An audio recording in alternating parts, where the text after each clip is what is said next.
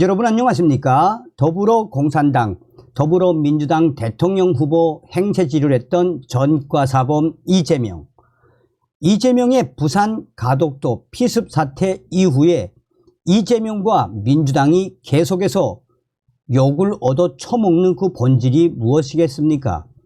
부산대병원에서 치료를 받았으면 이런 역풍에 얻어맞지 않았을 것이다 라는 게 전문가들의 주장 아니겠습니까? 황제 헬기 이송 이후에 서울대병원에서 충격적인 치료 과정, 지금도 국립서울대병원은 계속해서 욕을 얻어 처먹고 있지요. 자, 지금 이재명이가 난리가 났습니다. 이재명 목 상태 공개 후 충격 대반전이 터졌습니다. 당시 영상 전부 공개 불가라는 충격적인 소식. 정성산 TV 좋아요, 구독, 알림은 큰 힘이 되겠습니다. 자, 여러 유튜버들이 당시 피습 당시에 이재명이는 흉기가 아니다, 뭐 나무젓가락, 뭐 종이칼, 여러 가지 의혹들이 터져 나오고 있죠. 그런데 충격적인 것은 이재명이가 이 한마디로 공격받았다라고 하는 그 상처가 계속 위치가 변하고 있다라고 해도 과언이 아니겠습니다. 이재명 반창고 떼고 목에 난 상처 공개. 이재명 더불어민주당 대표가 자신의 피습 사건과 관련해 옷을 갈아입을 때마다 거울에 비친 흉터가 끔찍하게 느껴진다라며 소회를 밝혔습니다. 이재명 대표는 신년 기자회견에서 와이셔츠 깃이 없었으면 어떻게 됐을까?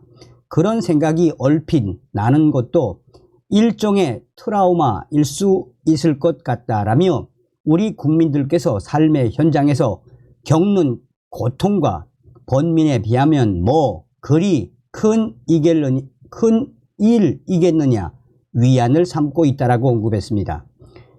이재명 대표는 당시 흉기가 셔츠 깃을 관통해 이재명 대표 왼쪽 목을 찔러 치명상을 피했던 것으로 전해졌습니다. 이어 그는 피습 사건이 윤석열 대통령 때문에 사회가 양극단으로 치달아 발생했다라고 주장했습니다. 이재명이는 상상조차 할 수 없었던 정치인에 대한 암살 테러가 가장 안전하다는 대한민국에서 백주대낮에 벌어졌다라며 상생의 정치는 사라지고 상대를 제거하고 죽여버리겠다는 적대와 전쟁만 남았다라고 강조했습니다. 또한 이재명이는 극단적 정치로 지금 우리 사회 적대감이 넘쳐나고 있다. 각자가 이익을 추구하고 이해관계가 충돌하기 때문에 갈등은 필연이다. 갈등을 조정하는 것이 정치의 역할이라며 그래서 대통령의 역할이 중요하다라고 말했습니다.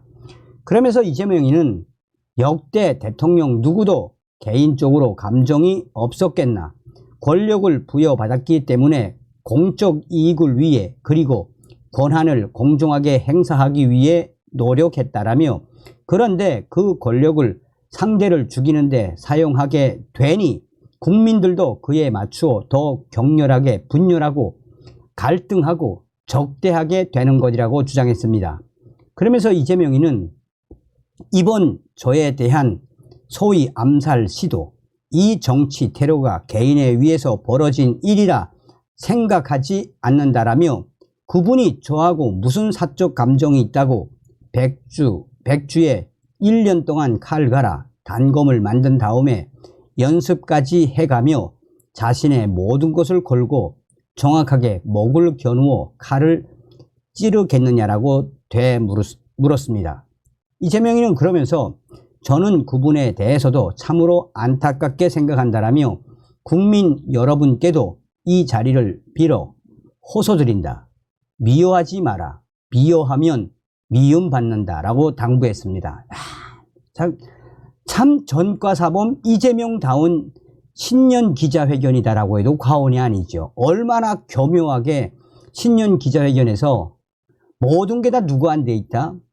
이번 사건의 주범은 윤석열 정부다. 윤석열 때문에 이런 사건이 일어났다는 저 전과사범 이재명의 황당하고 어처구니 없는 이재명의 주장. 아유, 자, 그런데 이제 국민의힘 갤러리에서 뭐라고 이야기했느냐. 이재명 찢, 목 상처 정격 공개. 자, 이재명이가 목 상태를 공개를 했지요. 그런데 아무리 봐도 이거는 충격 대반전일 수밖에 없는 게 무엇이다?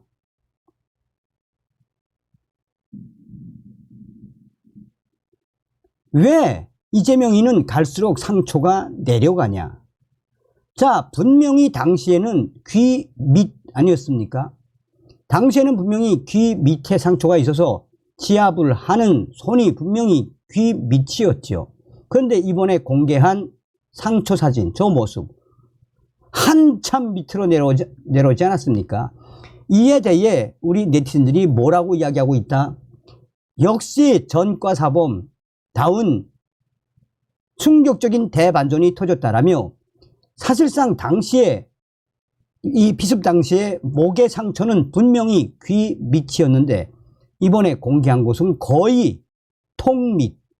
이 사진을 어떻게 믿으라는 거냐, 이런 충격 대반전을 어떻게 믿으라는 거냐라며, 이거는 이 당시에 상처가 안 났을 수도 있는데 뭐 그 이후에 서울대병원에서 만들어준 것 아니겠느냐, 뭐 여러 가지 억측들이 나오고 있습니다만, 어쨌든 당시 사진과 이 공개된 사진의 대반전에 지금 네티즌들은 그야말로 이재명이를 박살내고 있습니다. 과연 저런 충격적인 이 모습을 저렇게 연출하는 그 의도가 무엇이겠습니까? 자, 일간 베스트 유저가 이재명 피습 당시 국회 방송이 촬영한 원본 영상 공개 청구 근황.